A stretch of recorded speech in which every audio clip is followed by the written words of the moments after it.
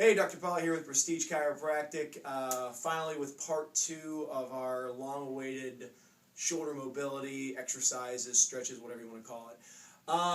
Recently I was at the gym over at CrossFit Woodbridge, and I've been noticing a lot of problems with my pull-ups. Everything else has been increasing, doing great. I just can't do a pull-up at all. Might get like 4 or 5 in, drop down. I noticed there was something going on, and one thing that I finally realized is that I'm actually had lost a lot of what's called internal rotation. Now I've got a lot of flexibility. I can get my arm up this tall, this high, but that doesn't have anything to do with how functional I actually am. Meaning that for one person's normal range of motion could be the textbook range of motion. Another person could have a lot of range of motion like I do, but not have all the capabilities that they're supposed to have. So what I'm getting at is what is normal isn't necessarily normal for the individual. And I was limited in my actual internal rotation, which was causing me not to get all the way up to the bar properly. So I developed a really good mobilizer for this whole area. And when I talk about internal rotation, I'm talking about this right here, when your arm goes down like this. Now I talked before about external rotation, and yes, that is lost, but it's more from the scapula not being able to go back and retract. So when we're talking about the capsule, the actual shoulder, we lose a lot of that internal rotation. So hence, when you see somebody bring their arm out to the side and do this, instead of being able to get their arm all the way down, their shoulder goes forward instead. That means that they're blocked. They don't have that proper range of motion. So there's a couple ways to get it back. One of the best ways to do it is to simply to lay on your back, and I'm going to do that right now, imagining I had somebody with me. Basically lay on your back and put your arm out to your side, like so. And you want to try to keep your arm on the ground and try to reach down to the floor. Now, if I just let my shoulder go up, look what happens. My shoulder goes up, that's what gets me that last little bit. If I had somebody pushing down on my shoulder slightly, like with stepping on it slightly, very gently, it's going to prevent it, and it's going to make me work just that much harder to get to the floor. And that's going to promote that good internal range of motion. So just have somebody kind of step on your shoulder a little bit, go down slightly like that, and you should be pretty good to go. That's one way to get it back. There are some muscles right underneath the scapula, right back here, called the subscapularis, other muscles like that.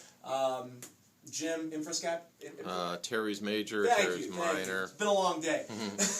So how we want to break those up, they're very inaccessible. They're actually under, some of these are under or around the scapula back here. So I developed something yesterday. I was using a ring and a lacrosse ball. Just put my arm through a ring, put the lacrosse ball there. But you can do the same thing with a chair. And we're going to go over that real quick.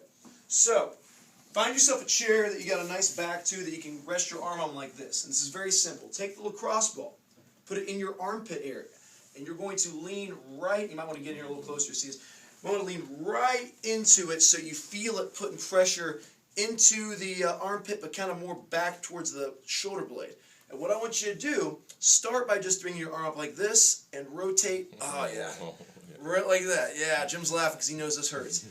And when you do that, you're working on internal and external rotation, and you're also hitting those muscles with the lacrosse ball, putting some direct pressure on them while you're also working the muscle. Just that kneading back and forth is going to take any of those adhesions in that muscle, and they're going to really break it up and make it work better.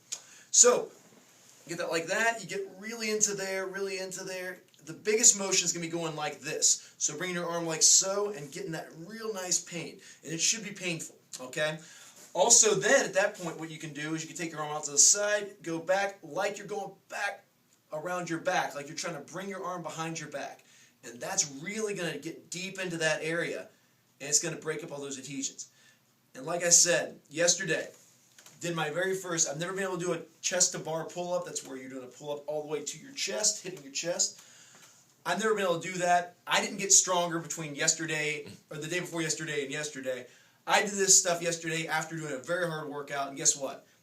Like 3 or 4 times, bam, bam, bam. Meaning it was a mobility issue. And a lot of your problems are probably just a mobility issue. So that's one thing you can do. It's very good. Now, I do want to preface also, or not preface, but basically give you the information that if you're putting a lot of pressure in here, you do have a nerve plexus called your brachial plexus up and through here. So if you feel your arm go real numb and tingly, you might want to back off a little bit. However, you could also be getting muscle tightness that's putting pressure on the brachial plexus. So simply by working these muscles out, you could almost be waking up some of those nerves that go down your arm.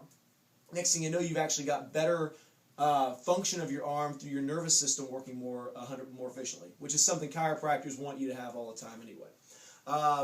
Also, for any of our chiropractic fans out there, there actually are chiropractors.